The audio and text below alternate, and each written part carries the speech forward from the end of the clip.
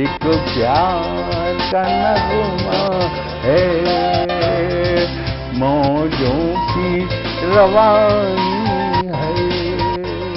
आए ऋतुराज तो बिसार सब काज, कोई मीठी मीठी धुन गुनगुनाने लगी धरती। हंसा के जड़वत जीवन को चेतन चाटा बदल गया। आवाज है दादा की।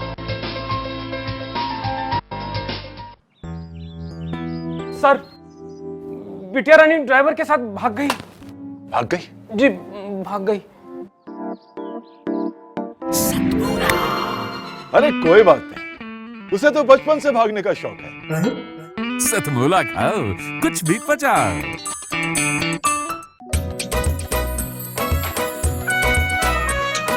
हर पल मस्ती और रंगीन विद सतमोला नमकीन, इससे बेटर है नथिंग। सतमोला नमकीन डिफरेंट टेस्ट है बेमिसाल, पनीर भुजिया भी कमाल, इसके टेस्ट के सब शौकीन। हाँ सतमोला नमकीन, सतमोला स्वीट्स एंड नमकीन, इससे बेटर है नथिंग। हाँ सतमोला नमकीन। सीएम साहब, हमारे 30 विधायक अपोजिशन पार्टी में चले गए। अब आप सीएम नहीं रहे।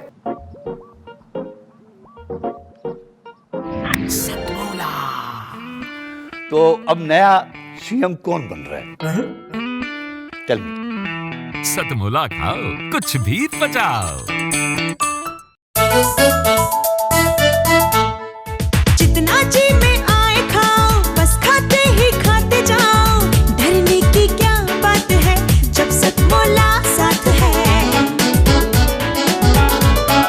टेस्ट है इसका सबसे निराला, हर दिल पर जादू कर डाला। स्वाद स्वाद में जमकर खाया, सतमोला ने खूब बचाया। खाने से डरता है क्या? सतमोला। नमस्कार, सतमोला कवियों की चौपाल में आप सभी दर्शकों का हार्दिक स्वागत है। सतमोला कवियों की चौपाल का आज परमानंद का विषय है कि आज सतमोला कवियों की चौपाल 17 वर्ष पूर्ण कर 18वें वर्ष में प्रवेश कर रही है। सतमोला कवियों की चौपाल का ये विशेष हम 5 एपिसोड पूरे अगस्त में हम चलाएंगे। सतमोला कवियों की चौपाल का प्रारंभ 15 अगस्त 2004 को साधना टीवी पे प्रारंभ हुआ और आज तक निरंतर जारी है, आगे भविष्य में भी अनवरत चलता रहेगा।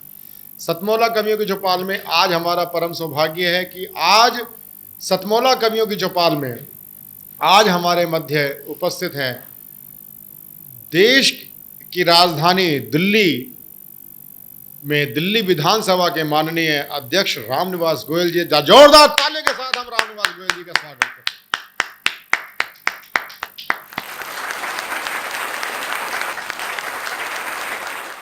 सतमोला कवियों की चौपाल का ये प्यारा सा छोटा सा प्रांगण, प्रवीण आर्या जी का निमंत्रण और अनिल जी मित्तल जो मेरे मित्र भी हैं, खाली वो व्यापारी नहीं, वो दानदाता भी है।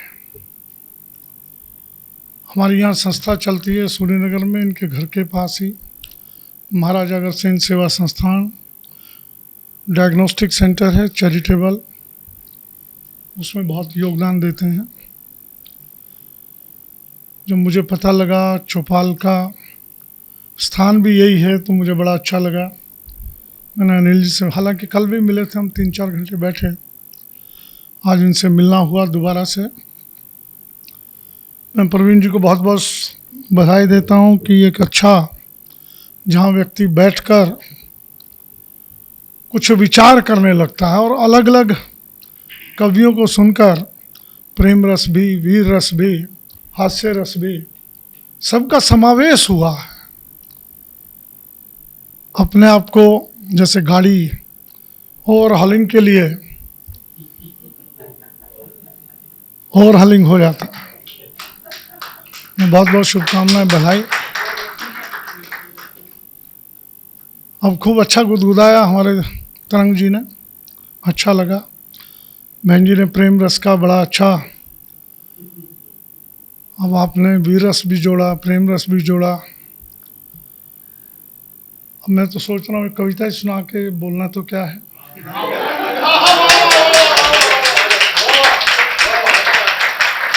साहित्य जो है वो किसी भी समाज की, किसी भी राष्ट्र की आत्मा होता है। जहाँ साहित्य मर जाता है वो राष्ट्र भी मर जाता है, ये गांठ से बांध लीजिए। वो समाज जिंदा नहीं रहता। साहित्य से मेरा तात्पर्य जो है चाटुकारिता से नहीं है, सच्चाई को लिखना, आईना दिखाना, जिसका भी जिक्र भी हुआ, वो साहित्य है। आप मैथिली शरण गुप्त को ले लीजिए, दिनकर जी को ले लीजिए, जयशंकर प्रसाद जी को ले लीजिए, हरिश्चंद्र जी को ले लीजिए, किसी को भी उठा लीजिए। मैं निराला जी को मैंने बहुत पढ़ा है। मैं भी प्रेम रस और वीर रस का बहुत दीवाना रहा हूँ, बहुत कविताएं लिखी। तो ये सारी चीज़ें जो आज के कवि और पुरानी पीढ़ी के कवियों में बुरा नहीं मानिएगा, बहुत अंतर आ गया, बहुत अंतर है। और ये सारी चीज़ें जो हैं कई बार बड़ी दुखदाई होती हैं, बड़ी पीड़ा, उन साहित्य प्रेमियों को बहुत पीड़ा पहुंचाती। शर्मा जी का जो हमारे हास्य कवि अभी पिछले वर्ष कोरोना काल जब समाप्त हुआ, थोड़ा हल्का हुआ, उनका फ़ोन आया, रामनिवास जी हम कवियों की बहुत आर्थिक दृष्टि से ठीक नहीं है, कुछ कवियों की कवि सम्मेलन नहीं, उनका एक विधानसभा में कवि सम्मेलन रखवा दीजिए। मैंने कहा स्वागत है, रखिए, अच्छी बात है, कुछ राशि देनी पड़ेगी। मैंने बताइए क्या क्या देने। वो जिक्र नहीं मैं कर रहा, उन्होंने अच्छे कवि बुलाए, एक कवि सम्मेलन हुआ, विधानसभा के अंदर हुआ, और जो राशि उन्होंने कहा वो हमने दी। तो ये साहित्य को जीवित रखने का, कवियों को जीवित रखने का दायित्व भी सरकारों का और हम समाज प्रेमियों का है। मैं अनिल जी को बहुत बहुत बधाई देता हूँ, शुभकामनाएं देता हूँ। इसी के साथ एक कविता दोनों रूप में है, वही कविता प्रेम रस में भी है और वीर रस में। हास्य रस में मैं जरा सुनकर हंसता हूँ, लेकिन कभी लिखा नहीं मैंने। आपातकाल में बहुत कुछ लिखा, उसके बाद थोड़ा राजनीति में आ गए, लिखने का समय कम मिला। उसी में से कविता उधम सिंह काम्बोज जी को मैं बहुत मान से, प्रेम से देखता हूँ, और आज के प्रसंग में मुझे वो कविता उचित भी लगी। जो यहाँ से लंदन गए, अपनी डायरी में पिस्टल हमने पढ़ा होगा सबने, और वहाँ जाकर के मर्डर किया, डायर का मर्डर किया, एक बदला लिया पिस्टल से। मैं उनकी समाधि बनी, जिन्होंने पूर्व पश्चिम पिक्चर देखी होगी, उसमें मनोज कुमार बोलता है कि मैं पहले उनकी समाधि पर जाऊंगा। जिस दिन उनको फांसी होनी थी, उसकी सुबह बिल्कुल प्रातःकाल एक दृश्य मैंने रचना की और उस पर कुछ पंक्तियां लिखी। वो जेल की कोठरी में खिड़की से हवा का झोंका आया, वहाँ की हवा शीतल होती है, तो कुछ पंक्तियां लिखी, वो आपके सामने रख रहा हूँ। ओ पवन तुम आज जाना, अभी जाना मेरे भारत देश जाना। ओ पवन तुम आज जाना, अभी जाना मेरे भारत देश जाना। तो आज इतनी चंचल क्यों है, तो आज इतनी शीतल क्यों है, माना मैंने मेरे जख्मों पर चाहती हो मरहम लगाना। अगर इतनी हमदर्दी है मुझसे, तो ओ पवन कुछ ऐसा करो, सांस बन मेरी सांसों में मिलो। मूरत बनी भारत माँ की हृदय में मेरे, तुम पहचान जाना। ओ पवन तुम आज जाना, अभी जाना मेरे भारत देश जाना। इंग्लैंड की हवा है ना, उसको पहचान दे रहे हैं। सागर चरण धोता है उसके, हो नतमस्तक बढ़ जाना पुरी की ओर, अयोध्या भी जाना, मथुरा भी जाना। गंगा की शीतलता अपने संग लेती आना। हाँ, जलियांवाला बाग जाना न भूल जाना। कल्पना कर लें, हम लोग सब अयोध्या, मथुरा, माया, काशी ये सब कुछ करते हैं। हम अपना कितना अपने बच्चों को लेकर जलियांवाला बाग जानते हैं। राष्ट्र का सबसे बड़ा अगर मंदिर है, राष्ट्रवाद का सबसे बड़ा मंदिर जलियांवाला बाग है। अमृतसर चले जाएंगे, लेकिन फिर भी जलियांवाला बाग नहीं जाएंगे। स्वर्ण मंदिर चले जाए, लेकिन वहाँ नहीं जाते। ये बड़ा पीड़ादायक है, बहुत पीड़ादायक। हाँ, जलियांवाला बाग जाना न भूल जाना, ओ पवन तुम आज जाना अभी जाना, मेरे भारत देश जाना। अंतिम पंक्तियाँ, बस कार्य इतना कर तुम लौट आना, बस कार्य इतना कर तुम लौट आना, फिर तुम्हारी इस चंचलता और शीतलता में महक मेरे देश की आई। कण कण तुम्हारा पवित्र होगा, सांस बन पुनः मेरी सांसों में मिल जाना, ऐ मेरी सांसों बस फिर तुम हमेशा के लिए रुक जाना, हमेशा के लिए रुक जाना, ओ पवन तुम आज जाना अभी जाना, मेरे भारत देश जाना। बहुत बहुत धन्यवाद प्रवीण जी, आप सबका अच्छा लगा। और मैं प्रार्थना कर रहा हूँ कि जब भी कभी इस ढंग की चौपाल हो, राजनीति से हटकर हमको बैठने का भी अवसर मिले, और मैं प्रार्थना करूँगा कभी विधानसभा में आइए। विधानसभा हमारी इस वक्त तो राजनीति का अखाड़ा कम है, देश प्रेमियों का अखाड़ा ज़्यादा बनी हुई है। आपको वहाँ लगेगा नहीं कि हम किसी विधानसभा में आए। वहाँ जब एंटर करेंगे भगत सिंह, सुखदेव, राजगुरु का, आपको हाफ स्टैचू वहाँ तीनों के लगे। दिल्ली एक ऐसी विधानसभा है पहली, और उस विधानसभा का इतिहास भी बहुत गौरवशाली है। कभी आएंगे तब आपको। अभी हमने सुंदरलाल बहुगुणा जी का अखबारों में पढ़ा होगा, उनका एक बहुत बड़ा स्मारक बनाया है, अच्छा स्मारक बनाया है। क्रांतिकारी, ऐसे क्रांतिकारियों के चित्र वहाँ लगे हुए हैं जिनको हम भूल गए। और अंत में मैं, जिनके हम सब लोग दीवाने रहे हैं, मैं बहुत युवा होता था तब से, लगभग 13-14 साल की उम्र रही होगी। नीरज जी को सुनने का बड़ा शौक़ रहता था। आज उनका जन्मदिन भी है, और उनके आज के पावन जन्मदिन पर मैं आप सबको शुभकामनाएं देता हूं, बधाई देता हूं। धन्यवाद। जय। उनके साथ ही दिल्ली के लोकप्रिय साहित्यिक अभिरुचि के कवि श्री महेंद्र गोयल जी को मैं आमंत्रित करता हूं, कृपया आए और उनका हम हार्दिक स्वागत करते हैं।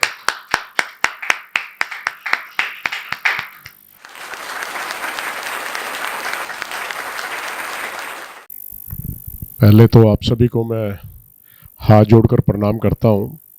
और सतमोला ग्रुप लगातार 17 सालों से ये कवियों की चौपाल का प्रोग्राम करवा रहा है, तो आप बहुत बहुत बधाई के पात्र हैं। अनिल मित्तल जी, तिलक चांद जी, और बड़े भाई नाम एकदम दिमाग से, आनंद जी, केमिकल का काम है, इनसे बहुत पुराना परिचय है। और महेंद्र अजनबी जी, और एक सूत्र में पिरोने वाले प्रवीण आर्य जी, और उपस्थित मेरी बहनें, भाई बंधु, सभी को मैं नमस्कार करता हूं।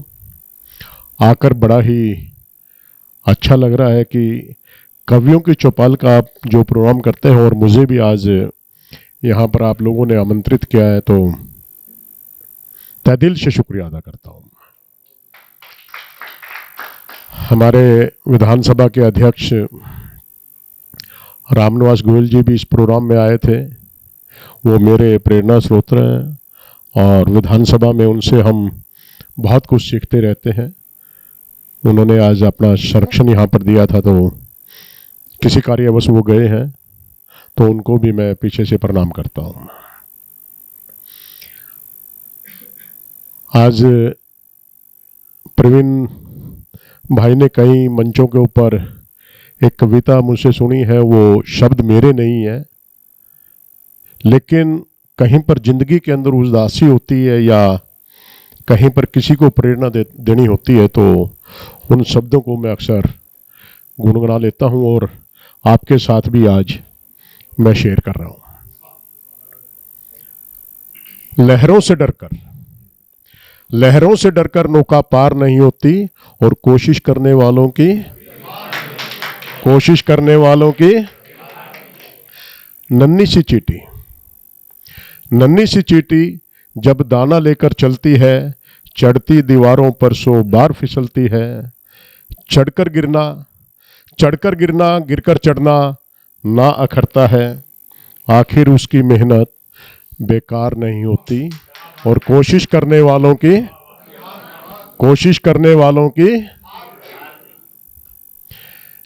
सतमोला ग्रुप का भी मैं जो इतिहास देखता हूँ,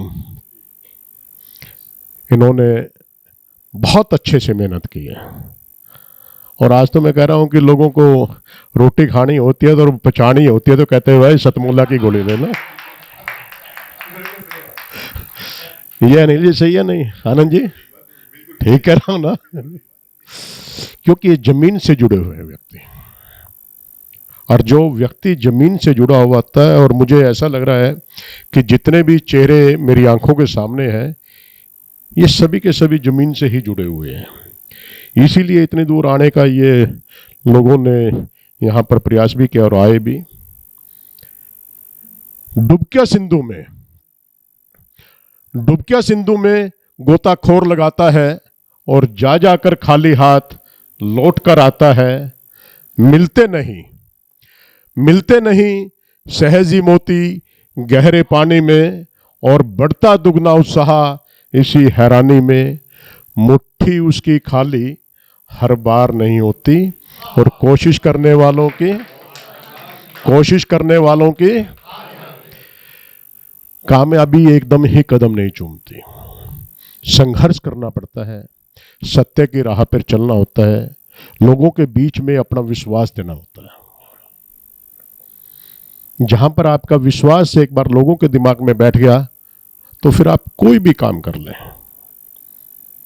संघर्ष के रास्ते कठिन तो जरूर होते हैं, लेकिन जब उसकी रफ्तार पकड़ लेती है उसकी गाड़ी, तो मंजिल कितनी भी लंबी क्यों ना हो तो अपने आप आपके कदम आकर चूम लेती है, ऐसा मेरा विश्वास है।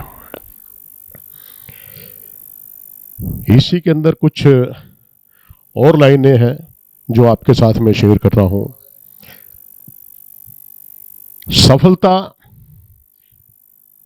असफलता एक चुनौती है, इसे स्वीकार करें। क्या कमी रह गई देखें और विचार करें, और जब तक न सफल हो नींद चैन को त्यागो तुम। संघर्ष का मैदान छोड़कर मत भागो तुम। आखिर यूं ही जय जयकार नहीं होती, और कोशिश करने वालों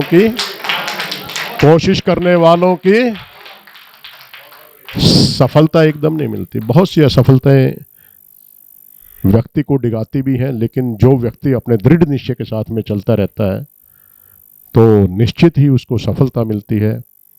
ये मैं आप लोगों के बीच में कहना चाहता था। और अभी कोरोना महामारी के दौरान मैंने बहुत कुछ देखा, बहुत से अपने भी खोए हैं, बहुत से अनजान भी खोए हैं, लेकिन दुख तो बराबर का है। क्योंकि जब किसी की चीख पुकार को सुनते हैं तो बहुत दर्द होता है, लेकिन उम्र के तजुर्बे बहुत होते हैं।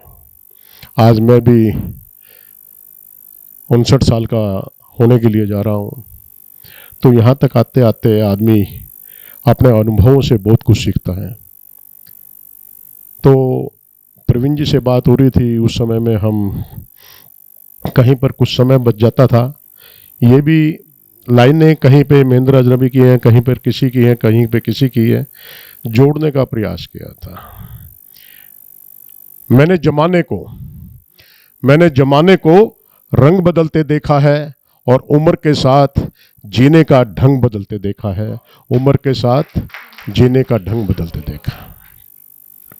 क्योंकि जैसे जैसे व्यक्ति की उम्र होती जाती है, कभी महेंद्र अजनबी जी जवान थे, उनकी बातें सुनते थे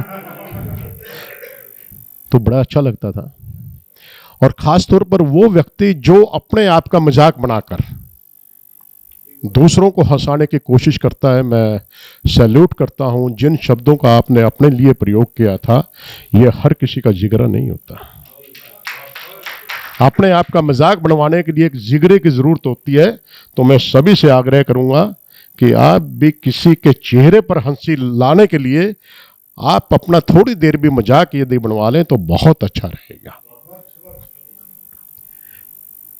मैंने जमाने को रंग बदलते देखा है, उम्र के साथ जीने का ढंग बदलते देखा है। जब कभी वो चलते थे तो होता था शेर से चलने का एहसास। जब कभी वो चलते थे तो होता था शेर से चलने का एहसास। मगर उन्हें भी पांव उठाने के लिए किसी सहारे को तरसते देखा। मगर उन्हें भी पांव उठाने के लिए किसी सहारे को तरसते हुए देखा है। जिनकी आंखों की चमक से, जिनकी आंखों की चमक से सहम जाते थे लोग, जिनकी आंखों की चमक से सहम जाते थे लोग, उन्हीं आंखों को बरसात की तरह बहते हुए देखा है। उन्हीं आंखों को बरसात की तरह बहते हुए देखा। ये अक्सर होता है या नहीं होता है?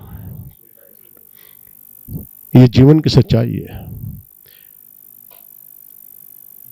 लोगों की नजर को देख के लोग इशारा समझ जाते थे, लेकिन उन्हीं नजरों से उम्र के किसी पड़ाव के ऊपर उनसे नजरें चुराना आदमी बेहतर समझ लेता है। और वो फिर क्या करता है? फुट फुट कर होता है, अरे मैंने अपनी उम्र के अंदर ये किया, मैंने ये किया, मैंने ये किया।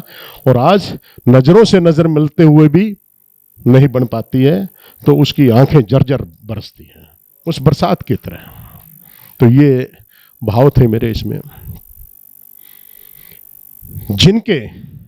जिनके हाथों के इशारे से, जिनके हाथों के इशारे से टूट जाते थे पत्थर, और उन्हीं हाथों को पत्ते की तरह कांपते हुए देखा है। उन्हीं हाथों को पत्ते की तरह कांपते हुए देखा है। आपने अपनी जिंदगी के अंदर बहुत कुछ देखा होगा। लोग सिर्फ हाथों से मामूली इशारा करते हैं, कहीं पर दंगा हो जाता है, फसाद हो जाता है। लेकिन आप अपने हाथों से ऐसा काम करें कि लोगों को जोड़ने का काम करें, किसी को तोड़ने का काम ना करें। ये मेरा भाव है इसके अंदर। अपने आज पर इतना ना इतराओ मेरे दोस्तों, अपने आज पर इतना ना इतराओ मेरे दोस्तों। वक्त के हाथों अच्छे अच्छों को मजबूर हुए देखा है। वक्त के हाथों अच्छे अच्छों को मजबूर हुए देखा है। कर सको तो बांट सको तो किसी को खुशियां बांटो, बांट सको तो किसी को खुशियां बांटो। यूं दुख देते हुए तो हजारों को देखा है, यूं दुख देते हुए तो हजारों को देखा है। तो कहने का भाव यही है कि हम जिंदगी के अंदर अच्छे काम करें। बहुत से अनजाने के अंदर गलत भी काम हो जाते हैं, लेकिन उनके ऊपर यदि आपसे अनजाने में कोई गलत काम हो गया तो उसके ऊपर आप पश्चाताप भी करें। यदि आप पश्चाताप कर लेते हैं तो जिंदगी के अंदर सुधार आ जाता है, अच्छे कार्य फिर से करने होते हैं। मैं फिर एक कहना चाहूँगा कि आप कोई अच्छा काम करो या ना करो, आप अपनी जिंदगी के अंदर कोई अच्छा काम करो या ना करो, आप सिर्फ अच्छे बन जाओ। अच्छे काम तो अपने आप ही होते चले जाएंगे। तो आप लोगों के बीच में मैं यहाँ पर आया, बहुत बड़ी बड़ी हस्तियाँ बैठी हैं। मैं पुनः सभी से दिल से आप लोगों का आभार व्यक्त करता हूँ और सतमोला ग्रुप के लिए यही दुआ करता हूँ कि आप आज भी इज्जत से आपका नाम लिया जाता है। अदरवाइज मैं बहुत कम किसी भी प्राइवेट या किसी भी व्यक्ति के विशेष के मैं जाया नहीं करता, लेकिन कहीं पर अच्छा नाम मुझे मिलता है, वो किसी भी पार्टी से कोई संबंध रखता हो, मेरे ऊपर इस बात का कोई असर नहीं होता। मैं उस व्यक्ति को चूज करता हूँ जो अच्छा व्यक्ति होता है। तो उसे अच्छे व्यक्ति के अंदर आप मेरी लिस्ट के अंदर भी है। तो मैं अनिल मित्तल जी का तहे दिल से शुक्रिया अदा करता हूँ और पूरे ग्रुप का तहे दिल से शुक्रिया अदा करता हूँ। संरक्षक श्री अनिल कुमार मित्तल जी, सतमोला के चेयरमैन, आज हमारे बीच में हैं और पहली बार हम सतमोला कैंपस में ये शूट कर रहे हैं और आज हमारे बीच में अपना आशीर्वाद देने के लिए हमारे बीच में, मैं उनका भी हार्दिक स्वागत करता हूं। सतमोला कवियों की चौपाल के मुख्य सलाहकार श्री तिलक चांदना जी भी हमारे बीच में हैं, प्रसिद्ध व्यवसायी हैं, मैं उनका भी हार्दिक अभिनंदन करता हूं। तो लीजिए, सतमोला कवियों की चौपाल में सबसे पहले मैं आमंत्रित करता हूं देश की नहीं अंतर्राष्ट्रीय स्तर पर जिनका एक नाम होता है, जिस मुकाम को उन्होंने छुआ है, उनका नाम होता है श्री महेंद्र अजनबी झा। जोरदार तालियों के साथ हम उनका स्वागत।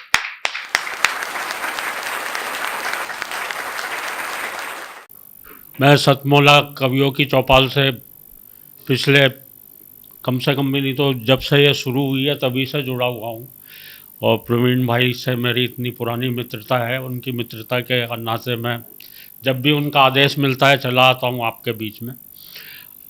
आप सभी को प्रणाम करता हूँ, और जितने मेरे यहाँ पर बुजुर्ग बैठे हैं उन्हें भी विशेष प्रणाम करता हूँ, और आप सबसे निवेदन करता हूँ मेरे स्वागत में पहली बार जोरदार तालियां बजाइए। तालियां इसलिए बजवा रहा हूँ क्योंकि बाद में भरोसा नहीं है। एक दो छोटी छोटी कविताएं आपको सुनाऊंगा, पसंद आएंगी ठीक है, नहीं तो 3-4 और सुनाऊंगा। हमारे तुरंत जी बैठे हैं, हास्य के बहुत अच्छे कवि हैं।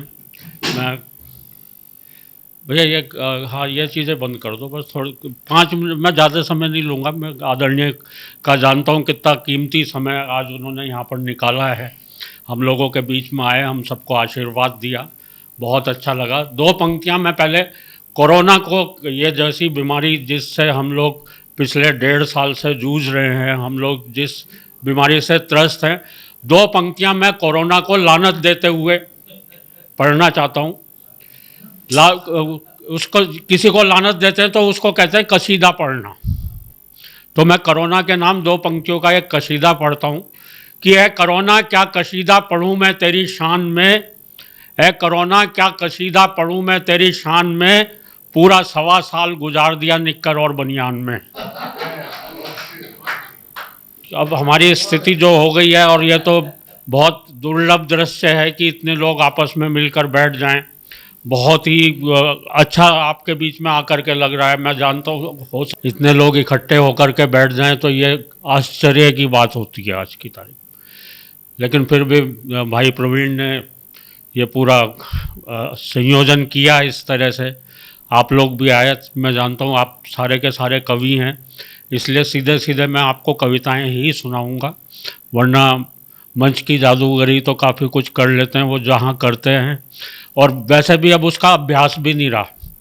पिछले 1.5 साल से जिस तरह से हम लोगों की स्थिति हो गई है, तो हो सकता है मैं कुछ गड़बड़ भी कर सकता हूँ। पिछले दिनों मुझे एक बीमारी लगी। देखो कवियों को जो है लोग मन से सुने तो कवि का मन करता है कि और अच्छी कविताएं सुनाता चला जाए। कहीं कहीं ऐसे श्रोता मिल जाते हैं जो मतलब सुन के ही नहीं देते। हाँ मिलते हैं, अब उन श्रोताओं का क्या कर लोगे।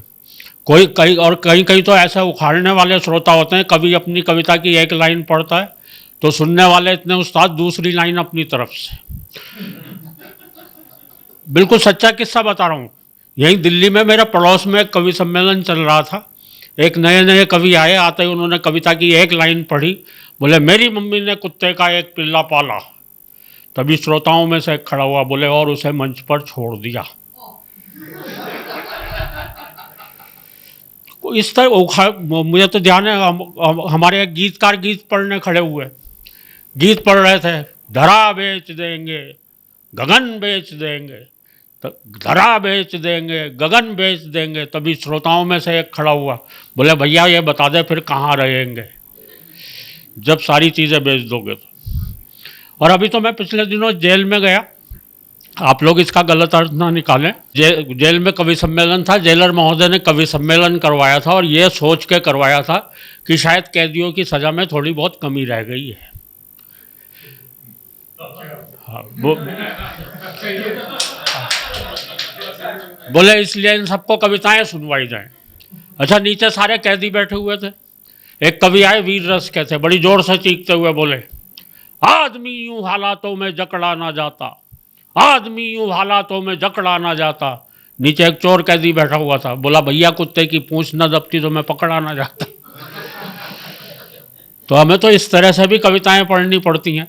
लेकिन कहीं कहीं ऐसे श्रोता भी मिलते हैं, भाई साहब सुन के ही नहीं देते। मतलब अच्छा, कवि जो है बहुत भावुक होता है, बहुत कोमल हृदय होता है, उसे कोई ठीक से नहीं सुने उसे बुरा लगता है, अच्छा सुने भी नहीं साथ में हूट भी कर दे भाई साहब, मतलब उसके दिल पे असर पड़ सकता है, उसके दिमाग पे असर पड़ सकता है। ऐसा मैं इसलिए बता रहा हूँ, एक जगह मेरे साथ ऐसा हुआ। महेंद्र अजनबी अपनी विशेष प्रकार की कविताओं के लिए जाने जाते हैं, व्यंग के लिए जाने जाते हैं। आज हास्य के नाम पर चुटकुलेबाजी होती है, उस चुटकुलेबाजी से इतर एक विशेष रूप से जिनके पास विधा है, वह है शब्दों के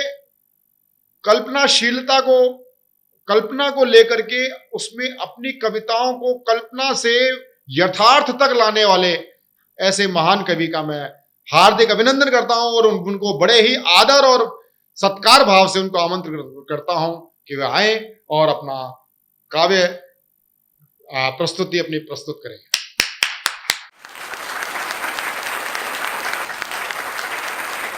बीबी के भैया तू मुझे कब तक सताएगा, यहाँ से कब तू जाएगा।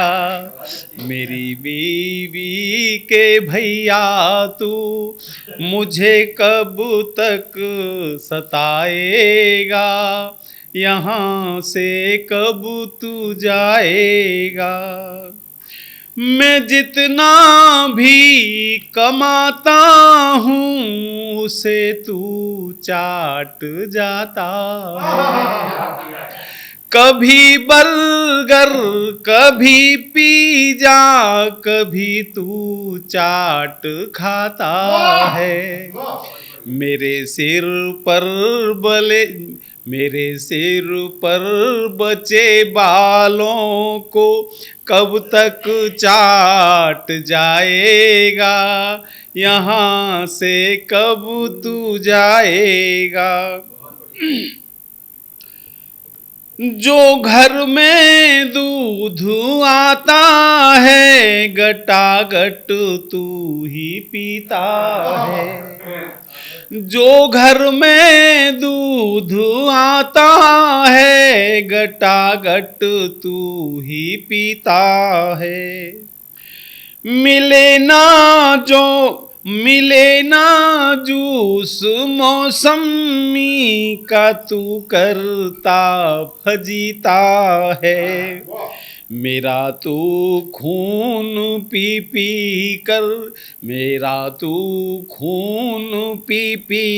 कर मुझे कब तक जलाएगा, यहाँ से कब तू जाएगा। मेरी बीबी के भैया तू मुझे कब तक रुलाएगा, यहाँ से कब तू जाएगा। मैं जो कपड़े सिलाता हूँ पहन कर फाड़ देता है। मैं जो कपड़े सिलाता हूँ पहन कर फाड़ देता है। कहूँ कुछ तो मुझे बीवी के आगे झाड़ देता है। मुझे बर्बाद करने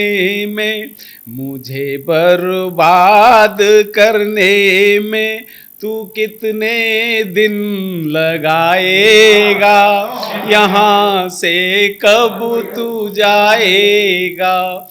मेरी बीबी के भैया तू मुझे कब तक रुलाएगा, यहाँ से कब तू जाएगा। मेरे सारे ही घर को खा गया खाते किए खाली।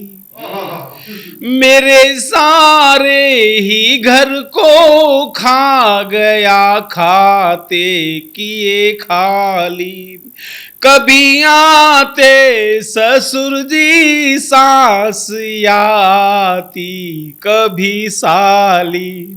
बता दे कौन से दिन तू, बता दे कौन से दिन तू मेरी अर्थी उठाएगा, यहाँ से कब तू जाएगा, मेरी बीवी के भैया तू मुझे कब तक रुलाएगा, यहाँ से कब तू जाएगा, मेरी बीवी के बहुत बढ़िया। तूने मेरा खून पिया है जितना, कौन पिएगा उतना, कौन पिएगा उतना, अपना ही दिल फाड़ फाड़ कर मैंने सिया है जितना, कौन सिएगा उतना, तूने मेरे घर का बर्तन साबुत एक न छोड़ा, तूने मेरे घर का बर्तन साबुत एक न छोड़ा, जिस थाली में खाया तूने हाय उसी को फोड़ा, तोड़ तोड़ का तोड़ फोड़ का गोरख धंधा, तोड़ फोड़ का गोरख धंधा तूने किया है जितना, कौन करेगा उतना। और आगे देखिए साहब, लूट लिए दिन सुख के मेरे, चैन गले की लूटी, लूट लिए दिन सुख के मेरे, चैन गले की लूटी, जब से मैंने तुझको पाया मेरी किस्मत फूटी, कर्जा लेकर मैंने अपना, कर्जा लेकर मैंने अपना जन्म जिया है जितना, कौन जिएगा उतना, कौन जिएगा उतना।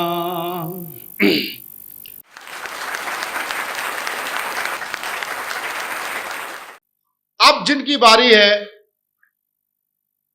इस विशेष काव्य महोत्सव सतमौला कवियों की चौपाल के 18वें वर्ष में प्रवेश करने पर, उनका नाम होता है, रिश्ते में तो हमारी बुआ होती हैं, उनका नाम होता है डॉक्टर रमा सिंह।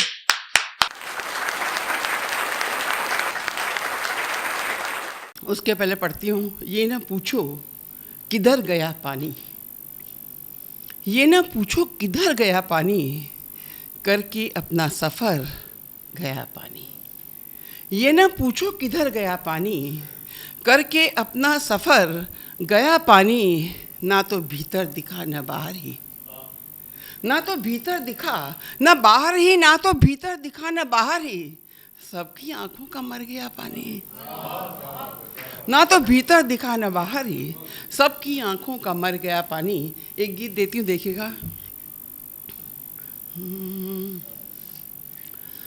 हर तरफ अलगाव ही अलगाव दिखता, हर तरफ अलगाव ही अलगाव दिखता, हर तरफ अलगाव ही अलगाव दिखता, अब वो पहले जैसे अपने घर नहीं है, हर तरफ अलगाव ही अलगाव दिखता। बंद देखिएगा। अब नहीं वो द्वार देहरिया की आंगन, ना कलाई में खनकते चूड़ी कंगन। अब नहीं वो द्वार देहरिया की आंगन, ना कलाई में खनकते चूड़ी कंगन। ना रही वो नानी दादी की कहानी, खो गई कंप्यूटरों में जिंदगानी।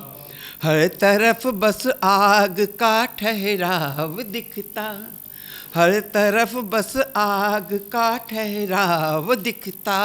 पेड़ है पर पंछियों के स्वर नहीं है, हर तरफ अलगाव ही अलगाव दिखता। अब दूसरा बंद देखिएगा। खिड़कियों से कैसे कोई चांद निकले। एक हमारा समय था, ये मोबाइल वगैरह कुछ भी नहीं था, तो उस समय ये होता था कि भाई वो खिड़कियाँ थोड़ी खुली और थोड़ा दिख जाए एक चेहरा, तो लगता था बहुत कुछ मिल गया। अब वो समय नहीं है। खिड़कियों से कैसे कोई चांद निकले, पड़ गए उन पर नए पर्दे पहले। छटपटाती मछलियों सी जिंदगी ने, छटपटाती मछलियों सी जिंदगी ने, ख्वाब आँखों में सजाए हैं सुनहले। प्यार के नाजुक बदन पर घाव दिखता, प्यार के नाजुक बदन पर घाव दिखता। सांत्वना देती वो आँखें तर नहीं है, हर तरफ अलगाव ही अलगाव दिखता। तीसरा बंद देती हूँ। जिंदगी के होठ फिर नीले पड़े हैं, जिंदगी के होठ फिर नीले पड़े हैं। दर्द की आँखों में आंसू ही जड़े हैं, जिंदगी के होठ फिर नीले पड़े हैं। दर्द की आँखों में बस आंसू जड़े हैं। आती जाती सांस भी ये पूछती है, आती जाती सांस भी ये पूछती है। आदमी ही आदमी से क्यों लड़े हैं, आती जाती सांस फिर ये पूछती है। आदमी ही आदमी से क्यों लड़े हैं। छोटी छोटी बात पर अलगाव दिखता, छोटी छोटी बात पर अलगाव दिखता। जोड़ने को कोई भी तत्पर नहीं है, छोटी छोटी बात पर अलगाव दिखता।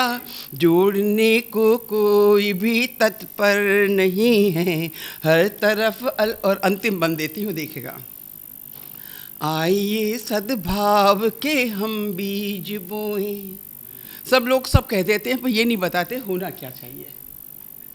आइए सद्भाव के हम बीज बोएं, द्वेष के हर रूप को मन से मिटा दें। आइए सद्भाव के हम बीज बोएं, द्वेष के हर रूप को मन से मिटाएं। हर हृदय के भाव को सम्मान देकर, हर हृदय के भाव को सम्मान देकर, इस जगत को मिलके और सुंदर बनाएं, इस जगत को मिलके हम सुंदर बनाएं। 4 दिन की जिंदगी है खूबसूरत, 4 दिन की जिंदगी है खूबसूरत। ए मनुज इस पल से कुछ सुंदर नहीं है, ए मनुज इस पल से कुछ सुंदर नहीं है। हर तरफ अलगाव ही अलगाव दिखता, हर तरफ अलगाव ही अलगाव दिखता।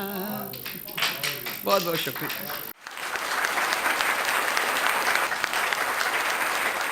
सतमोला कवियों की चौपाल में अभी आपने कविताओं का आनंद लिया।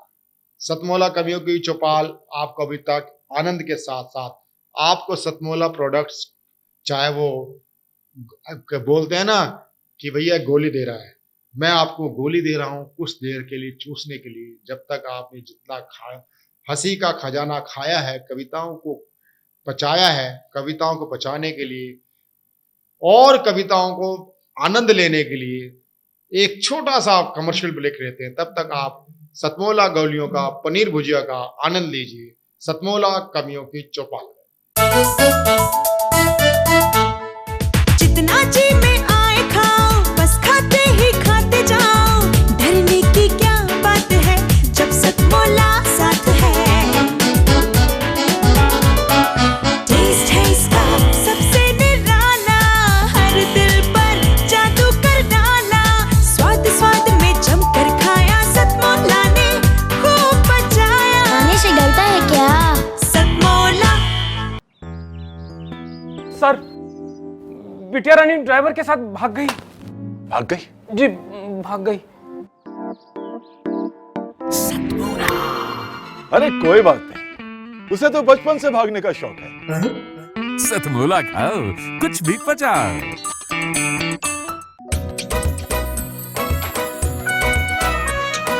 हर पल मस्ती और रंगीन विद सतमोला नमकीन। इससे बेटर है नथिंग, सतमोला नमकीन। डिफरेंट टेस्ट है बेमिसाल, पनीर भुजिया भी कमाल। इसके टेस्ट के सब शौकीन, हाँ सतमोला नमकीन। सतमोला स्वीट्स एंड नमकीन, इससे बेटर है नथिंग। हाँ सतमोला नमकीन। सीएम साहब, हमारे 30 विधायक अपोजिशन पार्टी में चले गए। अब आप सीएम नहीं रहे।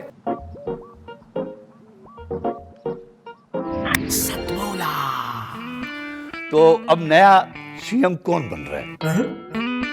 Tell me. सतमोला खाओ, कुछ भी पचाओ। अभी तक आपने आनंद लिया होगा सतमोला कवियों की चौपाल की गोलियों का, आपने उनके पनीर भुजिया का, और बहुत तरह तरह के इसमें उत्पाद हैं उनका आपने आनंद लिया होगा। एक हमारे बीच में हमारे सतमोला कवियों की चौपाल में आज पहली बार हमारे काव्य मंच पे पधारी हैं। वह सामाजिक कार्यों में भी काफी सक्रिय रहती हैं।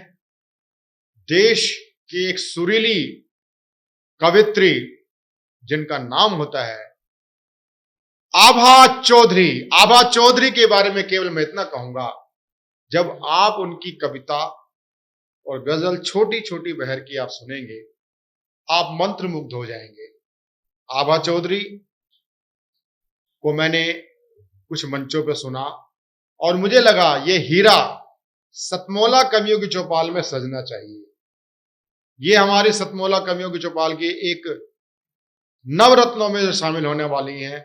जहां जोरदार तालियों के साथ आभा चौधरी जी का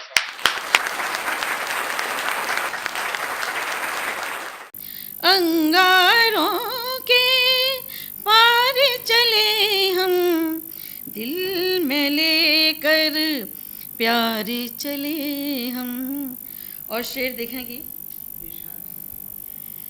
खुद का साथी खुद को माना,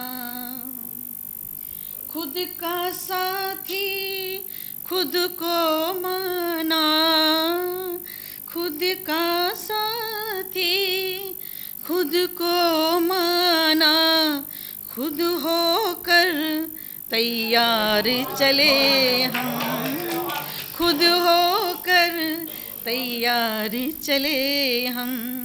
अंगारों के पार चले हम, दिल में लेकर प्यार चले हम। आंसू खुशी के या हों गम के, आंसू खुशी के या हों गम के, आंसू खुशी के या हों गम के, सबकी लेकर धार चले हम, सबकी लेकर धार चले हम। शुक्रिया। अंगारों के पार चले हम, दिल में लेकर प्यार चले हम। और एक आखिरी शेर देखिए इसका, जिसकी सूरत दिल में उतरी,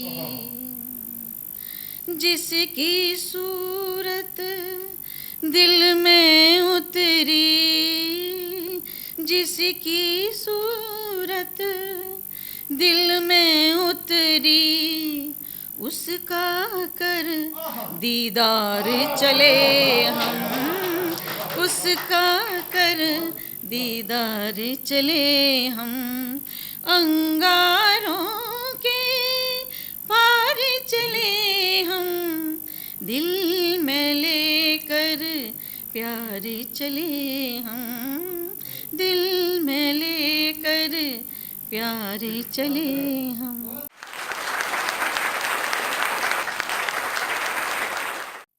कई बार सहज हम अपने आसपास जब हम होते हैं तो हम अपने व्यक्ति को गुण स्वभाव पहचान नहीं पाते। वो कभी कभी ऐसा अनायास मौके मिल जाते हैं जब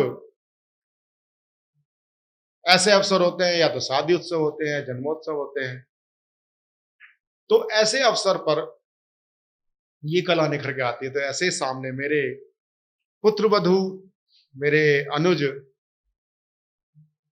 सरीखे पंकज प्रजापति जी की धर्म पत्नी सरिता प्रजापति को मैं आमंत्रित करना चाहूंगा कि वे आए, एक सुंदर से गीत के साथ अपनी प्रस्तुति रखें। निश्चित तौर पर आपको अच्छा लगेगा, आप भरपूर आशीर्वाद दें। सरिता प्रजापति।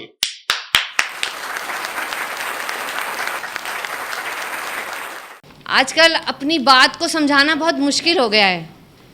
हम चाहते हैं कि हम कुछ ना बोलें, कम शब्दों में हमारी बात समझ लाए, लेकिन आजकल वो दिल नहीं है जो हमारी बात को बिना कुछ बोले सुन ले। आजकल तो मुंह से बोल के समझाने पर भी बात समझ नहीं आती है। तुम्हें सोचा तो मैंने था, तुम्हें सोचा तो मैंने था, तुम समझ ही लेते। तुम्हें सोचा तो मैंने था, तुम समझ ही लेते। चुप तो मेरे दामन में, चुप तो मेरे दामन में बड़ी आवाज़ करता है।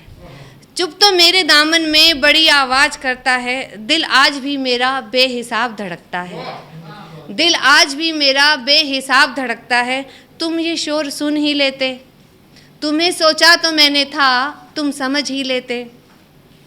चुप सी रह गई हूँ मैं, चुप सी रह गई हूँ मैं, कहीं पर खो गई हूँ मैं। चुप सी रह गई हूँ मैं, कहीं पर खो गई हूँ मैं। खामोशी से डरता बहुत है मन, खामोशी से डरता बहुत है मन। तुम आवाज़ दे देते। तुम्हें सोचा तो मैंने था, तुम समझ ही लेते। बड़ी शिद्दत से चाहा था, बड़ी शिद्दत से चाहा था, सांसों में बसाया था। बड़ी शिद्दत से चाहा था, सांसों में बसाया था। चुप क्यों रह गए थे तुम, चुप क्यों रह गए थे तुम, कुछ अल्फाज कह देते। तुम्हें सोचा तो मैंने था, कुछ समझ ही लेते। बड़ी नादानियाँ थी मुझ में, बड़ी नादानियाँ थी मुझ में, बड़ी खामियाँ भी थी मुझ में। बड़ी नादानियाँ थी मुझ में, बड़ी खामियाँ भी थी मुझ में। पर तुमको दिल में रखा था, पर तुमको दिल में रखा था, तुम दिल ही रख लेते। तुमको दिल में रखा था, तुम दिल ही रख लेते। तुम्हें सोचा तो मैंने था, तुम समझ ही लेते। तुम्हें सोचा तो मैंने था, तुम समझ ही लेते। अब मैं ऐसे नवपुष्प को आमंत्रित करना चाहता हूं जो हमारे बीच में मेरठ नगरी से आया है। मेरठ से हमारे बीच में पधारने वाले नवांकुर का नाम होता है आदेश शिखर।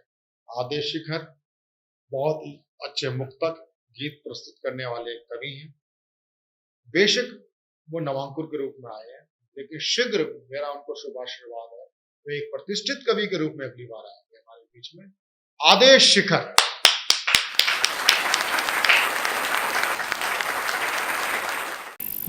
सतमोला कवियों की चौपाल में आए सभी विद्वान कविगण, संचालक महोदय और सभी श्रोताओं को मैं कुमार आदेश शिखर मेरठ से हार्दिक अभिनंदन करता हूं। और सावन के इस महीने में जो कि प्रेम और प्रेयसी के लिए ही महत्व नहीं रखता, बल्कि बहन भाई के लिए भी महत्व रखता है, क्योंकि इसमें रक्षाबंधन होता है। तो वहीं से मैं शुरुआत करता हूं। जिन चार पंक्तियों ने मुझे पहचान दी मेरठ में, मैं वो आपके सामने रख रहा हूँ। मैं तुलसी हूँ तेरे आंगन की, मैं शोभा बढ़ाऊंगी।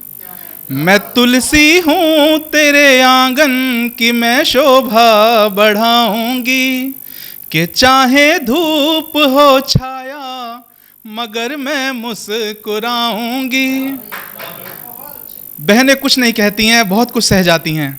कि चाहे धूप हो छाया मगर मैं मुस्कुराऊंगी। कि भूलोगे मुझे कैसे जरा भैया बता दो ना। विदा तुम कर भी दोगे तो महक मैं छोड़ जाऊंगी। विदा तुम कर भी दोगे तो महक मैं छोड़ जाऊंगी। तो जैसा मैंने कहा कि बहुत बहुत धन्यवाद, बहुत बहुत धन्यवाद। जैसा मैंने कहा कि सावन का महीना है, प्रेम प्रेयसी रक्षाबंधन के अलावा ये अध्यात्म का भी समय है। सबने प्रेम पर बहुत कुछ लिखा, लेकिन एक मन की जो कश्मकश है उसको मैंने देखा वो बहुत कम लिखा गया है। मैंने उसको छूने की कोशिश की है। एक अदना सा कवि आपके सामने है, हो सकता है कहीं गलती हो, लेकिन उस कश्मकश को मैंने समझा मन की, और साथ में मैं उसमें लास्ट में मैंने एक सॉल्यूशन भी दिया है कि उस कश्मकश को कैसे हम सॉल्व कर सकते हैं। जैसा कि हर कोई कहता है कि अपने मन का किसी को राजदार बनाओ, लेकिन वहीं दूसरा मन कहता है कि अगर आज आपने किसी को राजदार बनाया तो वो कल को आप पर हंसेगा। तो आपको मेरी इन पंक्तियों में एक बार वो मन कह रहा है कि किसी को राजदार बना, एक बार कह रहा है कि नहीं मत बना। तो आपको खुद उन पंक्तियों से समझ में आएगा कि क्या कौन सा मन कब क्या कह रहा है। तो इसका शीर्षक है कश्मकश। ये सारे राज कह दे तू ए दिल हमदम बना कोई। ये सारे राज कह दे तू ए दिल हमदम बना कोई। भरोसा कर नहीं लेना यहाँ अपना नहीं कोई। यही तो रीत है जग की, कोई तो अपना होता है। अब दूसरा मन क्या कहता है? कोई तो, यही तो रीत है जग की, कोई तो अपना होता है। कि आंखें खोल तो प्यारे ये एक सपना सा होता है। अब देखिए, जो मन कहता है कि राजदार बना, वो क्या कहता है, अपना पक्ष कैसे रखता है। किसी हम राज को दिल का अगर तू राज दे देगा, तेरा इन आँखों के अश्कों को जो एक आवाज़ दे देगा। इन आँखों के अश्कों को जो एक आवाज़ दे देगा। तेरा दर्द कम होगा बना हम राज तू कोई। ये सारे राज कह दे तू ए दिल हमदम बना कोई। अब दूसरा मन वो क्या कह रहा है? गैर को गम सुनाने से ये गम बढ़ता ही बढ़ता है। कि मुड़कर देख तो प्यारे वही तुझ पर भी हंसता है। कि मुड़कर देख तो प्यारे वही तुझ पर भी हंसता है। कहीं बाटे से बटता है निगोड़ा दर्द ये कोई। कहीं बाटे से बटता है निगोड़ा दर्द ये कोई। भरोसा कर नहीं लेना यहाँ अपना नहीं कोई। अब दोनों की बातें सुनकर जो एक निष्कर्ष निकालने की कोशिश की है कि क्या सही है, क्या किया जाए, उसका एक निर्देश हल्का सा इस कविता में इनपुट दिया है। भरोसा कर सकता है तू वही बस इसके काबिल है। भरोसा कर सकता है तू वही बस इसके काबिल है। तेरे दुख दर्द में तेरी हर खुशी दुख दर्द में वो ही तो शामिल है। सभी के दिल में ईश्वर है मगर हासिल करे कोई। ये सारे राज कह दे तू ए दिल हमदम बना कोई। बहुत बहुत धन्यवाद। बहुत बहुत धन्यवाद। तो दोस्तों, अभी हमने बहन भाई के रिश्ता रक्षाबंधन सावन में माना जाता है, उस पर बात की। फिर उसके बाद हमने आध्यात्म में बात की। अब प्रेयसी से रिलेटेड 4 पंक्तियां आपके समक्ष रख रहा हूं। जो दरिया पार ना करना था उसको पार कर आया, जो दरिया पार ना करना था उसको पार कर आया। बना था झूठ का सागर, न फिर विश्वास कर पाया। बना था झूठ का सागर, न फिर विश्वास कर पाया। वफा होगी न फिर तुमसे, शिखर ये जानते सब हैं।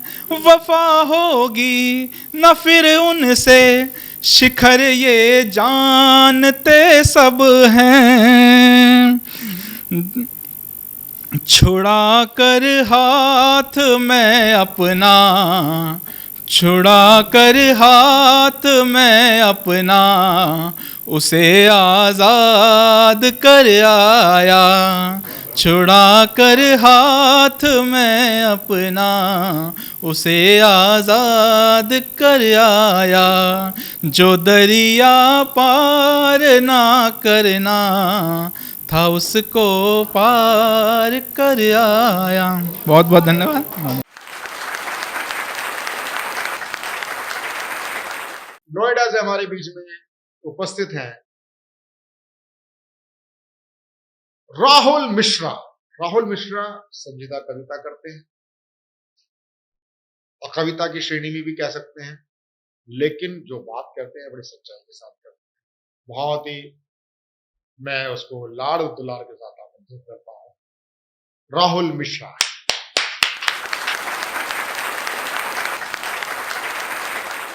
मेरा नाम राहुल मिश्रा, नोएडा से। सतमोला कवियों की चौपाल ने मेरे को मौका दिया है। मुझे बहुत खुशी है इस बात की कि मैं यहाँ इतने बड़े बड़े कवियों के बीच और बड़े बड़े लोगों के बीच अपनी कुछ पंक्तियाँ और अपने विचार रखने का मौका जो मिला है। तो शुरू करते हैं कि अर्ज़ किया है, उलझन में है ज़िंदगी संवारने में लगा हूँ। बिखरे हैं कुछ रिश्ते संवारने में लगा हूँ। इतने टुकड़ों में बटा है, इतने टुकड़ों में बटा हूँ कि समेटने में लगा हूँ। एक छोटा सा टुकड़ा बचा के रखा है अपने दिल का, जो आपके लिए हाजिर कर रहा हूँ।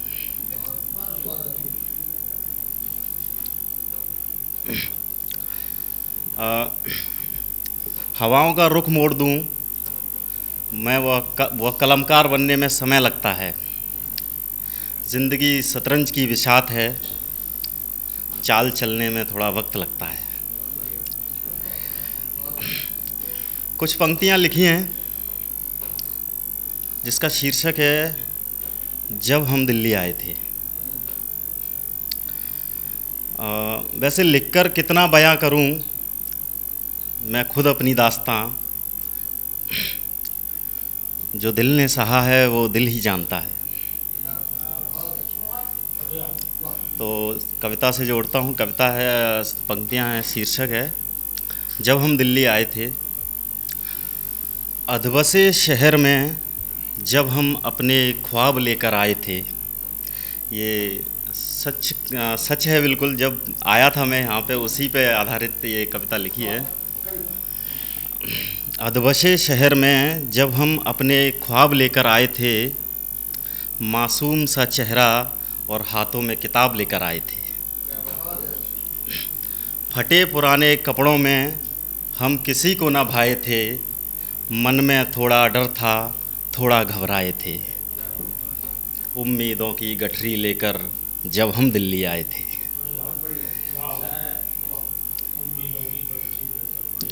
अदबसे शहर में जब हम अपने ख्वाब लेकर आए थे, एक साक्षात्कार हुआ जिसमें पास ही ना हो पाए थे। सब कुछ छोड़कर चल दिए जो भी साथ लेकर आए थे। गलती हमारी थी, गलत सामान लेकर आए थे, हाथ में किताब लेकर आए थे।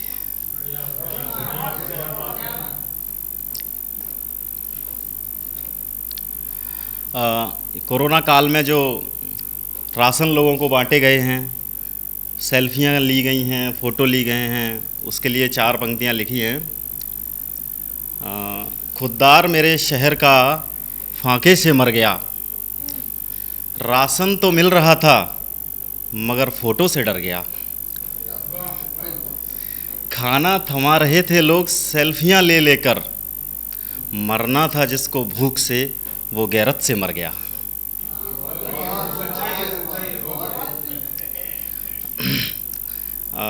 कविता कैसे स्टार्ट की थी वो एक कविता है। शब्दों का खेल देखना कैसे होता है। क्या शब्दों का जाल बनाना कविता है? क्या बस लोगों का दिल बहलाना कविता है? क्या बतरस के मीठे घोल पिलाना कविता है? या शब्दों से नंगापन दिखलाना कविता है? जब तक हमको यह बात समझना आएगी, क्या कोई अच्छी कविता बन पाएगी? कविता लिखना तब तक बच्चों का खेल नहीं, जब तक कविता और जुबां का मेल नहीं। जब सबको यह बात समझ में आएगी, तब जाकर कोई कविता बन पाएगी।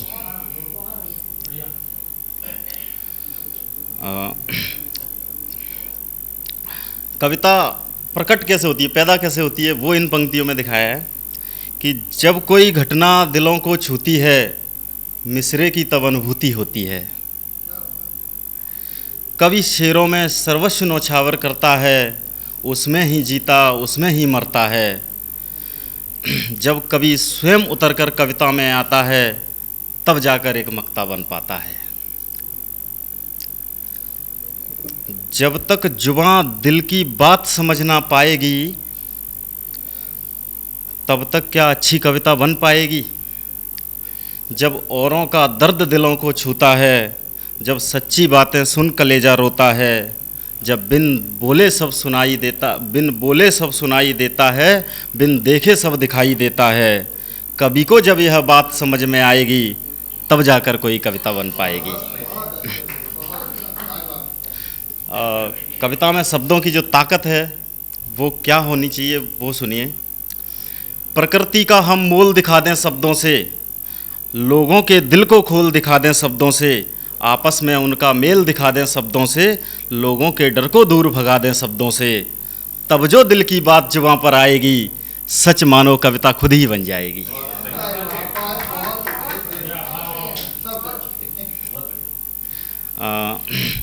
एक और पंक्तियां हैं, मेरे ही ऊपर हैं लगभग। मैं रुका हूँ, गिरा हूँ, जमी पर पड़ा हूँ, मगर जिंदा हूँ अभी। मैं रुका हूँ, गिरा हूँ, जमी पर पड़ा हूँ, मगर जिंदा हूँ अभी। मुश्किलें ज़रूर हैं, मगर ठहरा नहीं हूँ अभी।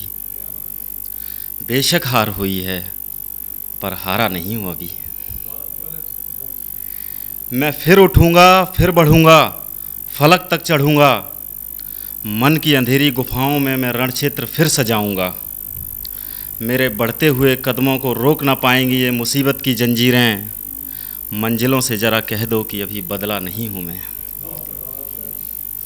सूरज की तरह उगना ढलना आदत है मेरी, टूट के पल में बिखर जाऊँ वो तारा नहीं हूँ मैं। बेशक हार हुई है, पर हारा नहीं हूँ मैं।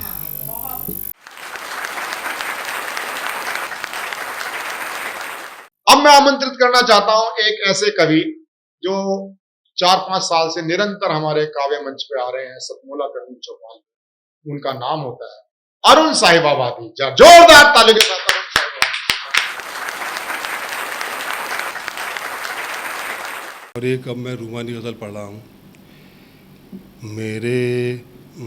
मेरे आगे वो अपनी शर्म से पलकें झुकाती थी, मेरे आगे वो अपनी शर्म से पलकें झुकाती थी, मेरे आगे वो अपनी शर्म से पलकें झुकाती थी। हमारे गांव में जब भी कोई बारात आती थी, हमारे गांव में जब भी कोई बारात आती थी, मैं किससे मिल के आया हूँ ये माँ पहचान जाती थी, मैं किससे मिल के आया हूँ ये माँ पहचान जाती थी, कि उसके जिस्म की खुशबू मेरे कपड़ों से आती थी, कि उसके जिस्म की खुशबू मेरे कपड़ों से आती थी। कभी तन्हाई में शीशे के आगे बनती थी दुल्हन, कभी तन्हाई में शीशे के आगे बनती थी दुल्हन, कभी छुप कर मेरी तस्वीर को दूल्हा बनाती थी, उसे अपनी हथेली पर न होने देती थी धुंधला, उसे अपनी हथेली पर न होने देती थी धुंधला, वो मेरे नाम के ऊपर बहुत मेहंदी लगाती थी, वो मेरे नाम के ऊपर बहुत मेहंदी लगाती थी, ज़रा सा फासला भी उसको बेहद दूर लगता था, ज़रा सा फासला भी उसको बेहद दूर लगता था, हमेशा दौड़ कर ही वो मेरी बाहों में आती थी, हमेशा दौड़ कर ही वो मेरी बाहों में आती थी। और ये शेर देखें, बतौर ख़ास पसंद आएगा आपको शायद। कभी रेशम का तकिया रात में उसको नहीं भाया, कभी रेशम का तकिया रात में उसको नहीं भाया, मेरे बाजू के तकिए पर ही उसको नींद आती थी, मेरे बाजू के तकिए पर ही उसको नींद आती थी, मैं उसको छेड़ता रहता था अक्सर इसलिए क्योंकि, मैं उसको छेड़ता रहता था अक्सर इसलिए क्योंकि वो बेहद प्यारी लगती थी उसे जब शर्म आती थी, वो बेहद प्यारी लगती थी उसे जब शर्म आती थी, मेरी सूरत मेरी रंगत ये इतने याद थे उसको, मेरी सूरत मेरी रंगत ये इतने याद थे उसको, मेरी तस्वीर वो मुझको बिना देखे बनाती थी, मेरी तस्वीर वो मुझको बिना देखे बनाती थी।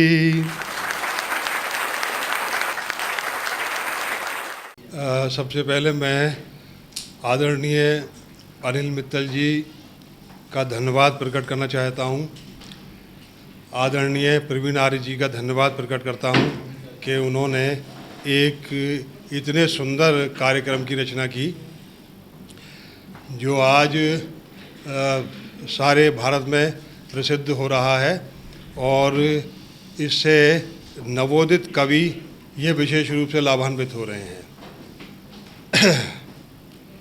सबसे पहले एक छोटी सी कविता पढ़ रहा हूँ सर, जो है फूल फल का जहान होता है, पंछियों का मकान होता है, राहगीरों की जान होता है, खुश्क धरती की शान होता है, और चूल्हे जलाता है कट कर पेड़ कितना महान होता है। धन्यवाद। पेड़ कितना महान होता है। और एक मुक्तक देखिए। फूल होता है जैसे चमन के लिए, जैसे होती है मूरत भजन के लिए, जैसे होता है सूरज गगन के लिए, तुम भी ऐसे बनो इस वतन के लिए, तुम भी ऐसे बनो इस वतन के लिए। और देखिए इसमें एक मुक्तक और पढ़ रहा हूँ। इसमें एक शब्द है गौतम। गौतम का अर्थ है गौतम बुद्ध। तो आप गौतम बुद्ध की घटना को ध्यान में रखिएगा और ये मुक्तक सुनिएगा आप जो है। फेरे के वक्त तुमने उठाए थे जो वचन, शादी के बाद उनको भुलाना गुनाह है। फेरे के वक्त तुमने उठाए थे जो वचन, शादी के बाद उनको भुलाना गुनाह है। गौतम तुम्हारा कैसा ही मकसद सही मगर, गौतम तुम्हारा कैसा ही मकसद सही मगर, बीवी को सोता छोड़ के जाना गुनाह है। बीवी को सोता छोड़ के जाना गुनाह है। और देखिए हम अपने माँ बाप को पहचान नहीं पाते हैं, उनके साथ रहते हैं, लेकिन वो क्या अनुभव करते हैं उसका हमें जो है इल्म नहीं हो पाता। ये देखिए, वक्त के साथ चलना ही काफ़ी नहीं, वक्त के आगे भी सोचना चाहिए। अपने माँ बाप को जानने के लिए, अपने माँ बाप को जानने के लिए, बूढ़ा बन कर कभी देखना चाहिए। बूढ़ा बन कर कभी देखना चाहिए। और अब जो है हालात पर पढ़ा हूँ दो क़तात।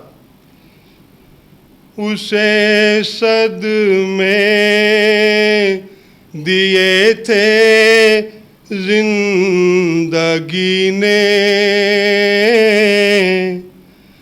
मगर तोड़ा हमारी बेहिसी ने। उसे सदमे दिए थे जिंदगी ने, मगर तोड़ा हमारी बेहिसी ने। सुनो सिक्कों की झनकारें हटाकर, सुनो सिक्कों की झनकारें हटाकर, कहा है कुछ किसी की खुद कुशी ने। और देखिए एक मुक्तक और देखिए। पत्थर की पोशाक पहनकर, कांटों का एहसास नहीं है, लेकिन फूलों को छूने का सुख भी मेरे पास नहीं है, सुख भी मेरे पास नहीं है।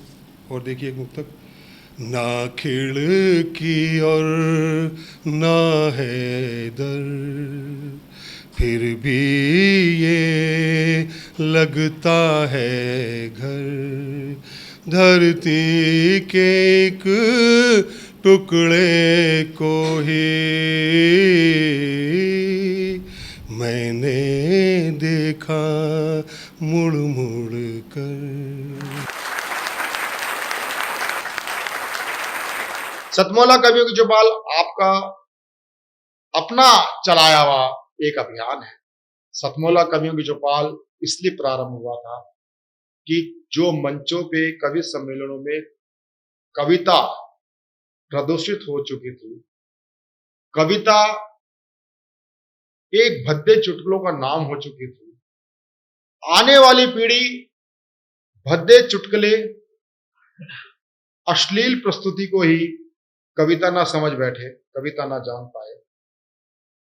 कविता को कविता के रूप में प्रस्तुत करना कोई हमारा आदर्श काम नहीं कर रहे, किंतु केवल इतना हमारा प्रयास जरूर रहता है, कविता कविता रहे, चुटकुला चुटकुला रहे, लाफ्टर लाफ्टर रहे, और कविता को कविता के रूप में जानना चाहिए। ये हमारा अभियान है। आप सतमोला कवि चौपाल में आप हमारे साथ सहयोग करें, आए। यदि आप नामांकुर हैं, आपको कुछ समझते कि मैं लिख सकता हूं या लिख रहा हूं, निसंकोच आप हमसे संपर्क करें, हम आपको अपने कार्यक्रम में स्थान देंगे। हमारे केवल नामांकुर नहीं है, दर्शकों में से भी अगर किसी को गलती से कविता के कीड़े ने काट लिया तो वो भी यहां पर आके प्रस्तुति दे सकता है। उसका हमने एक अलग स्लॉट रखा है, सबसे आखिर में। कम से कम वो देख के खुश हो सकता है कि देखो मैं टीवी पे आया हूं, मैं देखो पढ़ रहा हूं। और उसमें एक ये हमारी जिसको बोलते हैं वर्कशॉप भी होती है। सतमोला कवि चौपाल केवल कविता का कार्यक्रम का नाम नहीं, एक वर्कशॉप भी।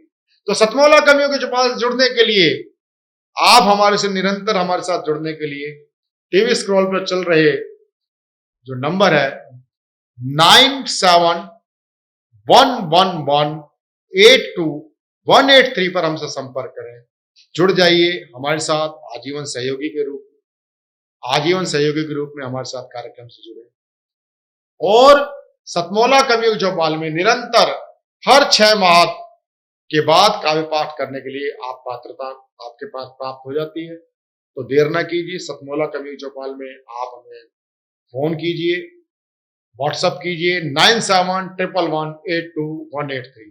तो मिलते हैं अगले रविवार सतमोला कवियों चौपाल में नए और ज्येष्ठ कवियों के साथ।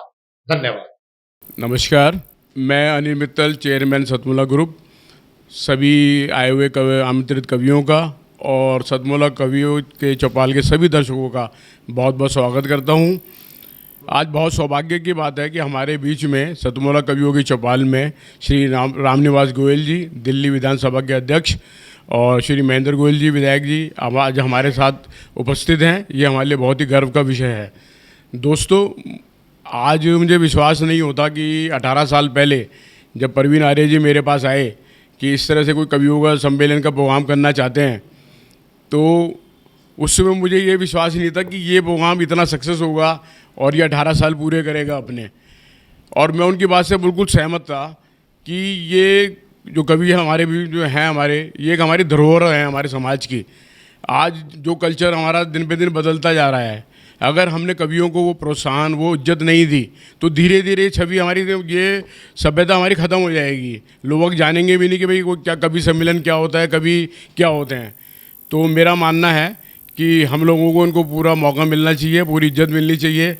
उसी उद्देश्य के अंदर सतमोला हमेशा अग्रसर रहा है। सतमोला कवियों की चौपाल को आज 18 साल हो गए हैं और हर साल दशहरे पे हम लोग बालाजी रामलीला कमेटी में एक बहुत बड़ा कवि सम्मेलन करते हैं सतमोला कवियों की चौपाल का, और उसमें जाने माने कवि आते हैं और मुझे लगता है दिल्ली का शायद सबसे अच्छा कवि सम्मेलन में वो अपना जगह बनाता जा रहा है।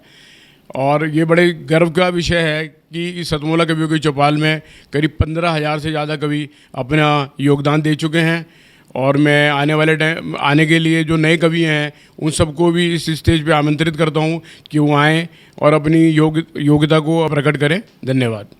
आज इस कवियों के चौपाल में हमारे बीच उपस्थित रहे परम आदरणीय रामनिवास गोयल जी, अध्यक्ष विधानसभा दिल्ली प्रदेश। ऐसा लगता है कि दिल्ली प्रदेश के अति लोकप्रिय विधायक श्री महेंद्र गोयल जी, सब आज यहाँ कवि उपस्थित हैं, मुझको छोड़कर शायद। और कवि राजनीति पर कविता कहते हैं, बहुत कविताएं कहते हैं, अच्छी कटाक्ष करने वाली। पर आज राजनीति को पहली बार कविता करते मैंने इस मंच पर देखा है। रामनिवास जी की कविता हमने सुनी, फिर महेंद्र भाई जी का क्या कहना है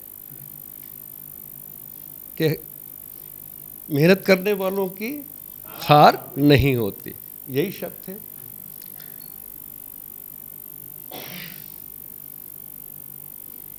जब ऐसे राजनीतिक भी होंगे जिनका साहित्य से इतना गहरा नाता हो, तो फिर राजनीति दिग्भ्रमित कैसे हो सकती है। मुझे बहुत संतोष है, मुझे बहुत गर्व है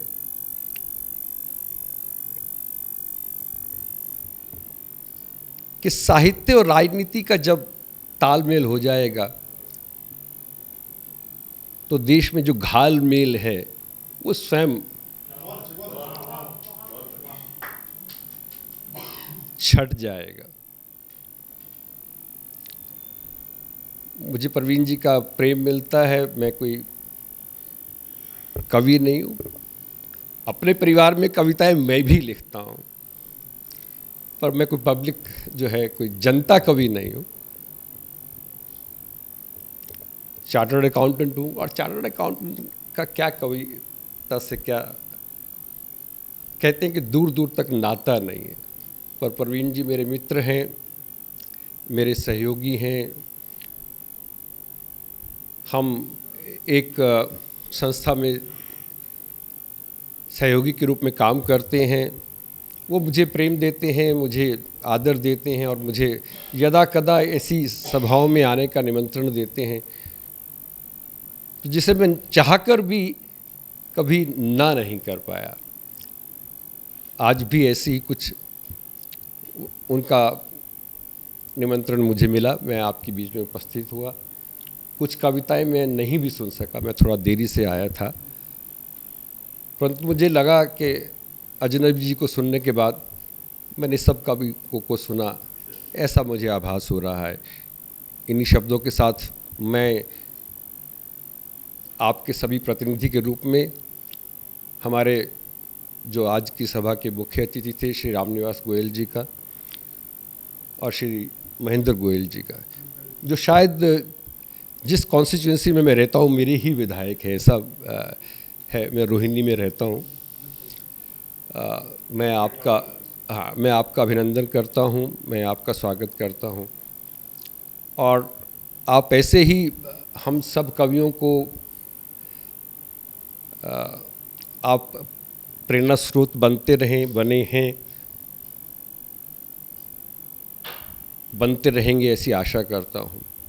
अनिल जी के बारे में आज मेरा पहली बार उनसे संपर्क हुआ है, मिलना हुआ है। प्रवीण जी बहुत तारीफ़ करते हैं आपकी, बहुत तारीफ़ करते हैं। जब ये तारीफ़ करते हैं तो मुझे जेलसी भी होती है। सच कहूँ तो मैं इनसे कभी कभी कहता था कि आप मुझसे मिलवाते क्यों नहीं हैं, तो कहते थे भाई साहब आपको कभी मिलवाऊंगा। तो आज आपसे मुझे मिलने का सौभाग्य मिला। आप जो संरक्षक के नाते से जो इस मंच को जो आप देते हैं, आपको ईश्वर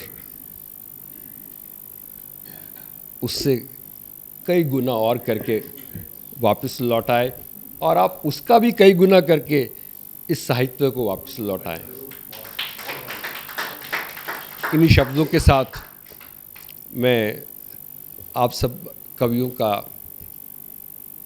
हार्दिक अभिनंदन करता हूं, स्वागत करता हूं और आपको शुभकामनाएं देता हूं कि आप देश को, समाज को जो दे रहे हैं, ऐसे ही समाज को और, जैसे कहते हैं दिल मांगे मोर, ऐसा ही और कि विश्वास, ये श्रद्धा, ये प्रेम, ये राष्ट्रभक्ति आप बांटते रहें और हम सबका जो है आप जो है प्रेरणा ऐसी हमें देते रहें। इन्हीं शब्दों के साथ मैं अपना वाणी को विराम देता हूँ। बहुत धन्यवाद आप सभी का।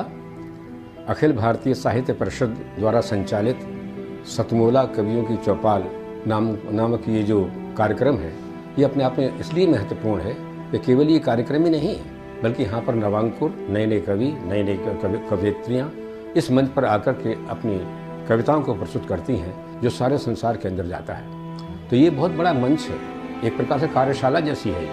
तो इसलिए आप सभी लोग इस कार्यक्रम से जुड़ें, नए नए बच्चे यहाँ पर आएँ, बहुत अच्छा लगेगा।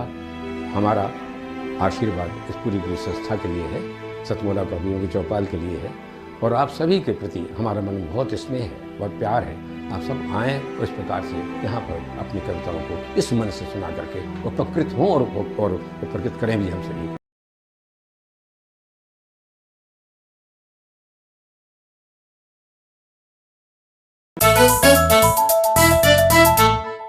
जितना जी में आए खाओ, बस खाते ही खाते जाओ। डरने की क्या बात है जब सतमोला साथ है। टेस्ट है इसका सबसे निराला, हर दिल पर जादू कर डाला। स्वाद स्वाद में जमकर खाया, सतमोला ने खूब बचाया। खाने से डरता है क्या? सतमोला। सर, बिटिया रानी ड्राइवर के साथ भाग गई। भाग गई? जी, भाग गई। अरे कोई बात नहीं, उसे तो बचपन से भागने का शौक है। सतमोला खाओ, कुछ भी पचाओ।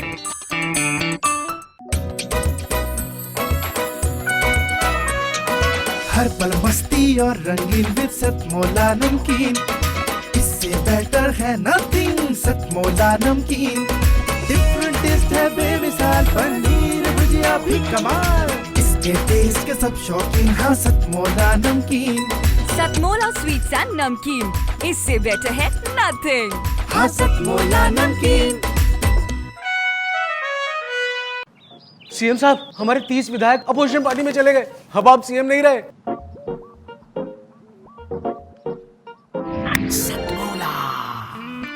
तो अब नया सीएम कौन बन रहा है? Tell me. सतमोला खाओ, कुछ भी पचाओ।